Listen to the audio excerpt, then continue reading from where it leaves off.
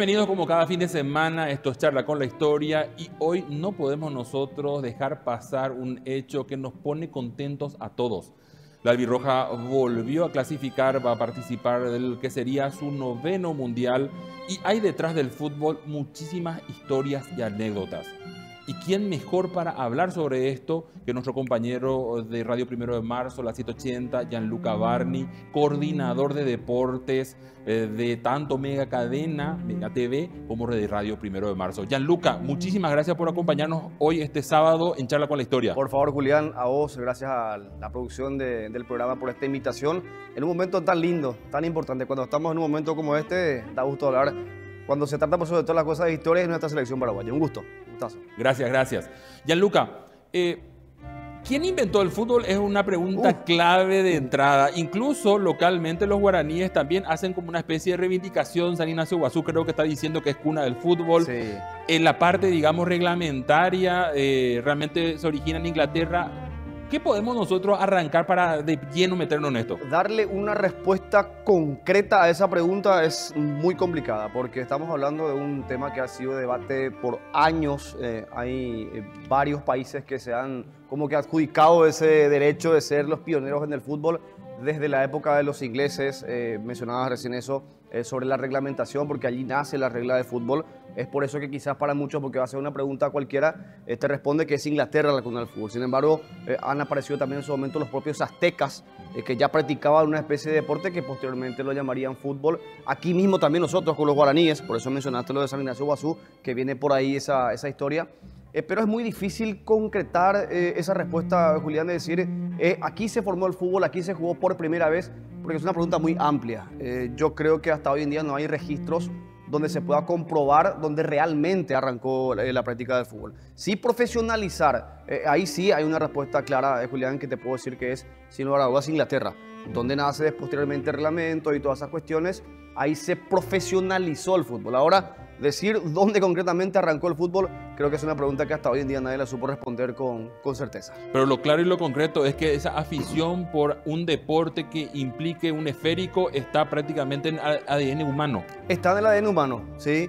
Porque la pelota de fútbol que existe hace un poquito más de 150 años. Sin embargo, hay historias de que este deporte ya se practicaba de la misma forma en que hoy se juega el fútbol, pero con otros objetos, desde, a ver, te puedo decir, desde frutas que tenían, un modelo similar a una pelota de fútbol.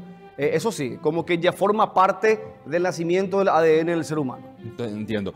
Gianluca, ahora, en Inglaterra realmente varios deportes surgieron al mismo tiempo, ¿verdad? Sí. Que se fueron reglamentando. Está el propio rugby, ¿verdad? Junto con el rugby, en el fútbol, en el caso del fútbol, principalmente junto con el rugby. Sí. Ahora, esa ramificación para diferenciar de esos deportes, ¿cómo se da? ¿Y por qué vos crees que el fútbol terminó volviéndose tan, digamos, mundial? Es cierto que el rugby se juega a nivel mundial, hay versiones como la americana, por ejemplo, ¿verdad? El fútbol americano, pero el fútbol, soccer, terminó siendo mayoritario. ¿Por qué pensás que pudo haberse dado eso? Y mira, es una linda pregunta, del por qué terminó siendo mucho más popular que el resto.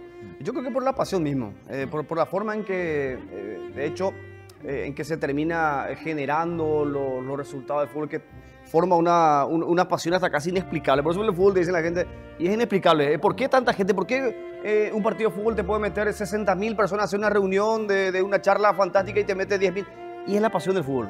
Es difícil precisar eso, Julián. Después, tampoco es que empezó de la forma en que hoy estamos viendo. Yo creo que a lo largo de la historia hubo hechos que terminaron como que de explotar todo esto.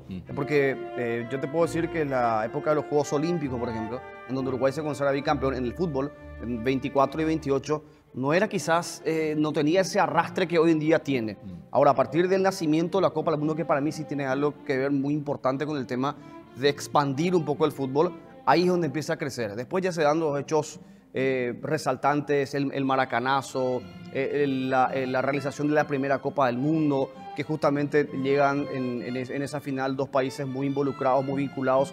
Después también otra cuestión, Julián, es que muchos países, por sobre todo las cosas en Sudamérica, aprovechaban la fecha fundacional de su centenario, en este caso de la independencia, agarrándose con el fútbol y haciendo festival. Aquí, por ejemplo, tuvimos también nosotros partidos amistosos de fútbol en nuestra fecha fundacional y trayendo a selecciones como la de Argentina, en su momento, cosas que después lo hicieron los mismos argentinos, lo hacía Uruguay, lo hacía Brasil, y como que la gente vinculó eso, o sea, la práctica del fútbol con lo tuyo, con la parte, a ver, humana, digamos, de cada país, y eso fue creciendo hasta que se disparó, y hoy en día es algo que probablemente me animaba a decir yo, Julián, que es el deporte que mueve absolutamente todo lo que tenga que ver con la concurrencia, con la presencia de gente en cada estadio. Sí. Te quiero hacer una pregunta, porque, bueno, es hasta un poquito antropológica, ¿verdad? Si uno mira deportes que son también así de gusto mundial, como el tenis, detrás del tenis, si bien es cierto que existen los equipos nacionales, es más bien algo individual, uno se identifica con ese jugador, con ese deportista, pero con el caso del fútbol, quizás pueda ser que ese impulso que tiene que ver con el tema de la construcción de una identidad. Pasa, creo yo, y te pido que me corrijas y nos enseñe un poquito a la audiencia. Siempre se menciona, por ejemplo, en el caso de Olimpia, por ejemplo, todos sus títulos.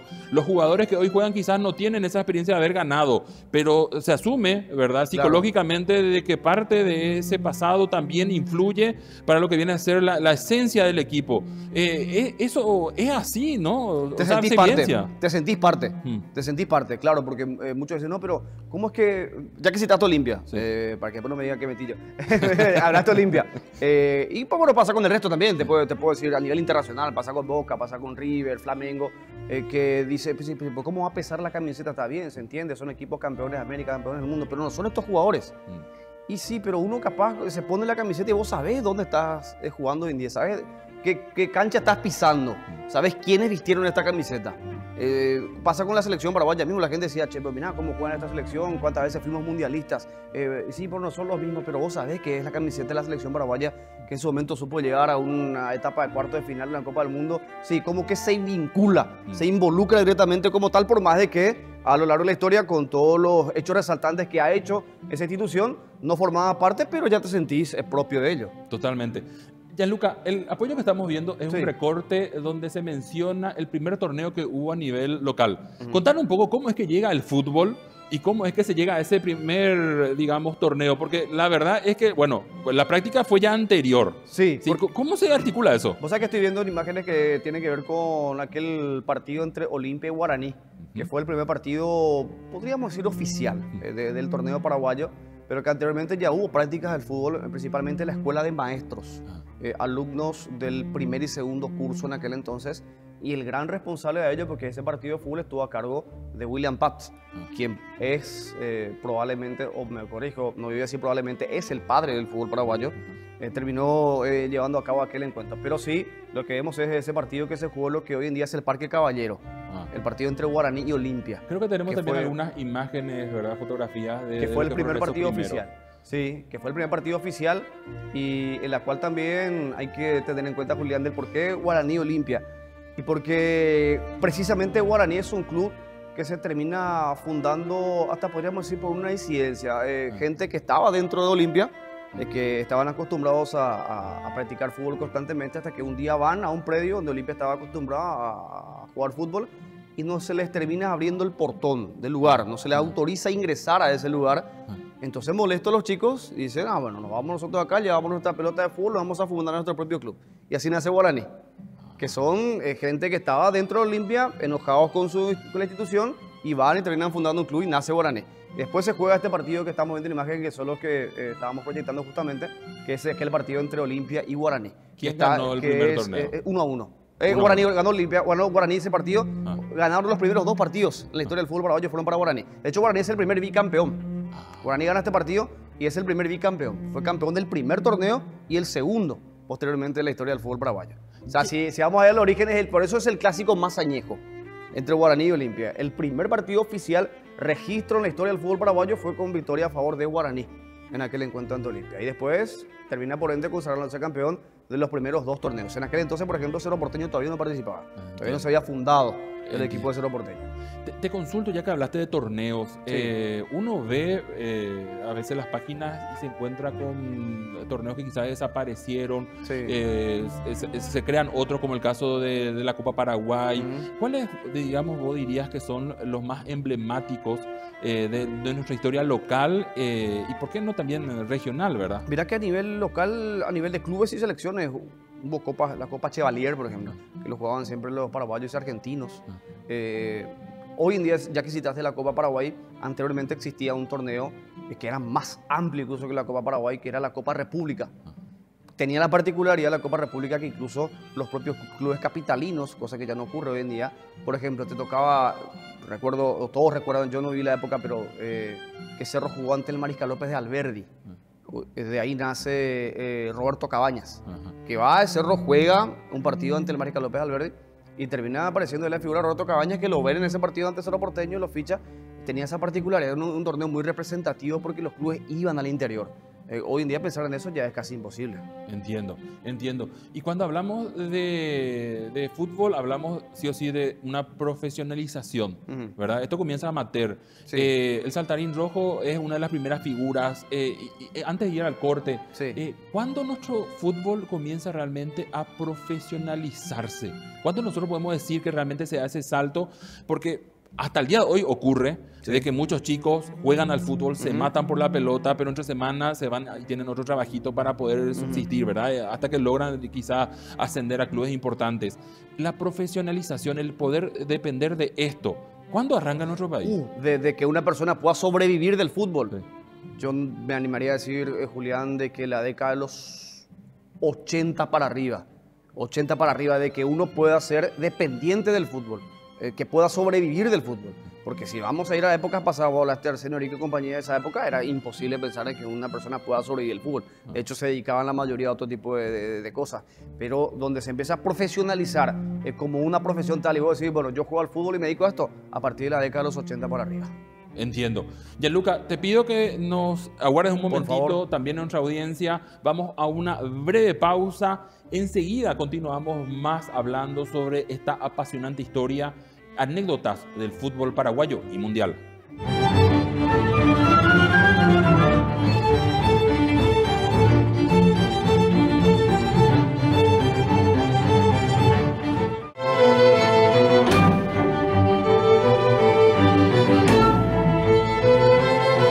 Gracias por continuar con nosotros. Hoy estamos hablando sobre fútbol, anécdotas, cosas curiosas, descifrar un poquito qué es lo que tiene, que hace más de 100 años motiva no solamente al pueblo paraguayo, al mundo.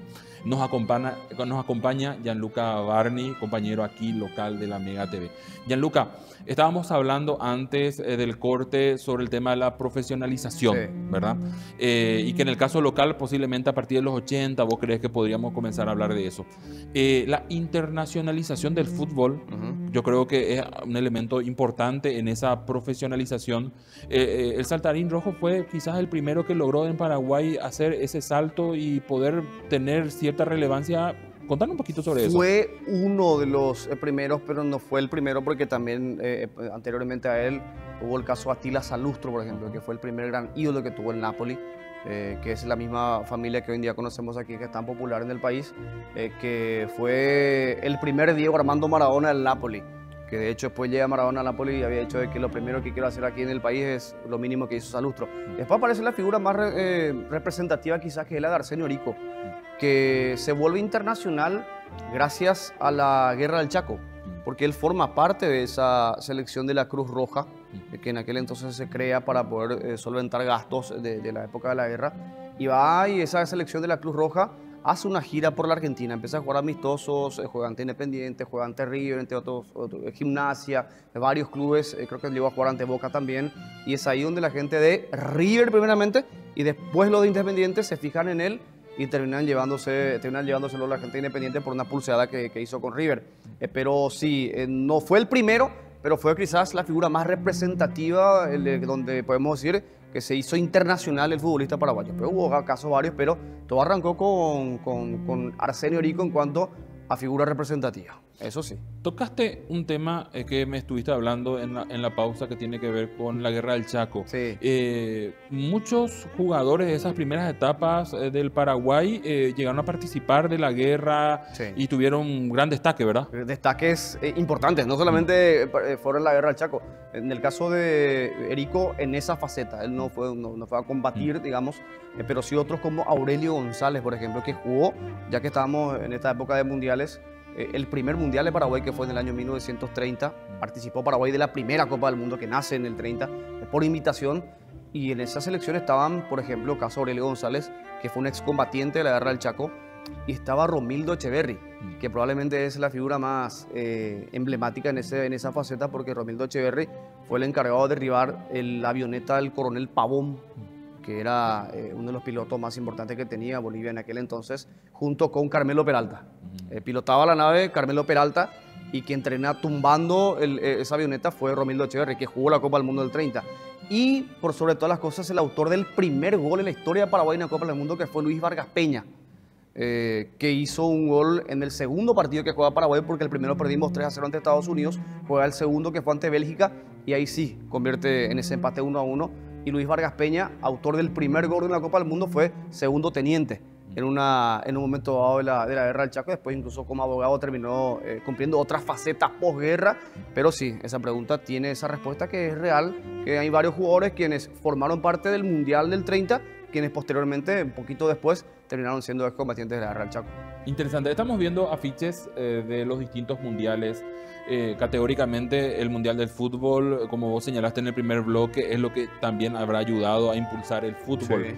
Sí.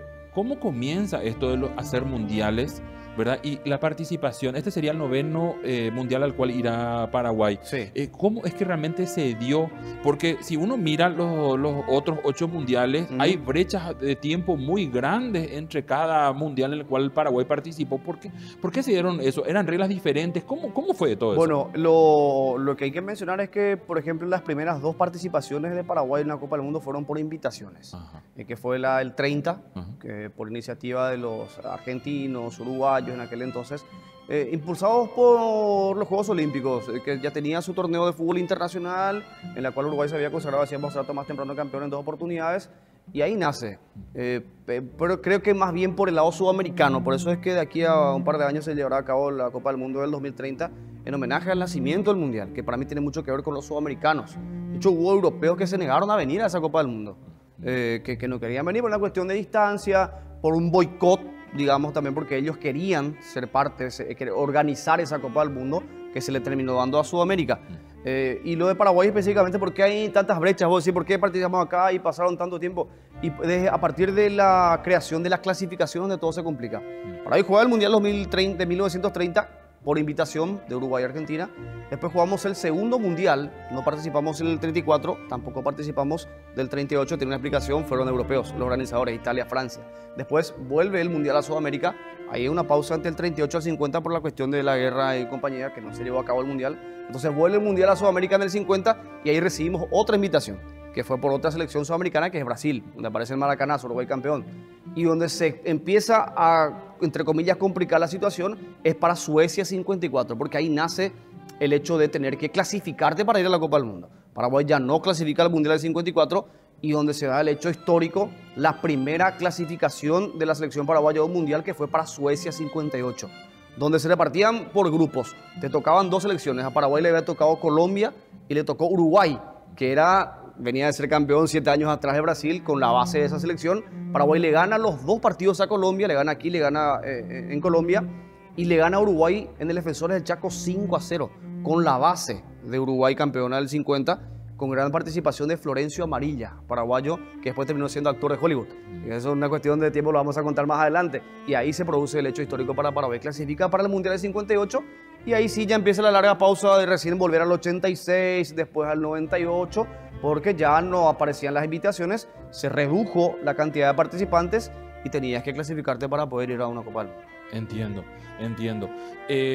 Ahora, seamos honestos también. Sudamérica es el único que ha aportado equipos que hacen frente a los europeos. O sea, reducir el cupo también de alguna forma afectó también esas chances, ¿no? Claro, claro. Antes iban 2, después empezó a crecer, iban 3, hasta subir a 4, ¿sí? Y mira que de este lado del continente tenemos, a ver, son 9 títulos. Sí. Si hablamos de sudamericanos, 5 Brasil, los 3 que ha ganado Argentina, más 2 campeonatos del mundo de Uruguay.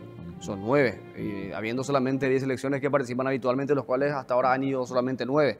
Hay una selección que nunca participó, que es Venezuela, pero sí, beneficiados vamos a ser de aquí a un par de años más porque empieza a crecer la cantidad. Fíjate que de haber participado 16 en aquella primera Copa del Mundo que fue en Uruguay, en esta que se viene para el 2026 vamos a tener 48 selecciones. 48, o sea que se jugaba, en Uruguay se habrá jugado en el 30, a ver, a los sumos 10, 12 partidos.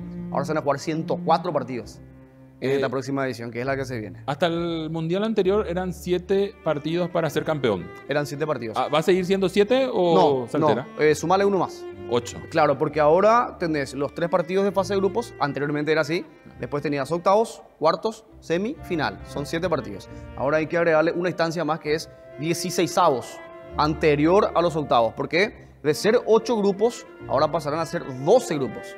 Entonces va a ir el primero, va a ir el segundo de cada grupo, más los mejores terceros hasta llegar a una llave de 16avos. Entiendo. ¿Eso es por este mundial nomás o ya va a ser una regla que no se va a ser respetar? yo creo que bajar de esto ya no. Entiendo. De hecho que para el mundial del 2030, donde somos parte en cuanto a la organización, van a haber 6 países. Imagínate, Paraguay, Argentina, Uruguay, Marruecos, España, Portugal, son 6 países. Yo creo que de 48 vamos a llegar hasta incluso cerca de los 50, 60 para la próxima edición. Bajar de esto ya es imposible. Hace poquito se dio el primer mundial de clubes. Sí. ¿Verdad? Como tal. Como tal. Así con un esquema similar a mundial de fútbol de selecciones. Claro. ¿Es igual? A una Copa del Mundo de selecciones. Sí. Yo creo que no tiene la misma pasión. Porque al tratarse de clubes divide los países. O sea, vos llevas a cabo un mundial de clubes, por ejemplo, te traigo aquí al país para que se comprenda un poco. Va a Olimpia o va a Cerro. El país no va a estar involucrado en esa Copa del Mundo. Va a haber un sector del país que estará siguiendo esa Copa del Mundo con mucha pasión. Cuando se trata de una Copa del Mundo a nivel de selecciones, el país está dependiendo de todo eso. O sea, esa es la pequeña diferencia que yo encuentro. A nivel futbolístico, competitivo, si hablamos de la competitividad, no, ahí para mí no hay diferencia casi. No son los mismos. En distintos clubes, son distintos equipos, pero en la pasión, en lo que despierta en un país, en un territorio, ahí sí yo encuentro una diferencia. ¿Qué sería técnicamente, a tu criterio, más, vamos a decir, posible de que gane una selección de fútbol nacional o una selección, en este caso club de fútbol, donde se puede mezclar mejores actores de diferentes lugares? A tu criterio, un 1 contra 1, ¿qué podría ser, tomando como ejemplo la mejor selección y el mejor equipo de fútbol? ¿Por donde me decías acá del país? No, a nivel global. ¿De que una selección? Sí, por ejemplo, la última campeona del fútbol a nivel selección argentina. Sí. Contra la campeona del primer mundial. Si hace un partido entre el campeón actual y en este caso, por ejemplo, si hacemos el mundial de clubes, el último campeón es el Chelsea, que se consagró de Estados Unidos. La última campeona del mundo es Argentina. Luego hace un partido de fútbol entre los dos y le pasa que los clubes están más hechos. Sí.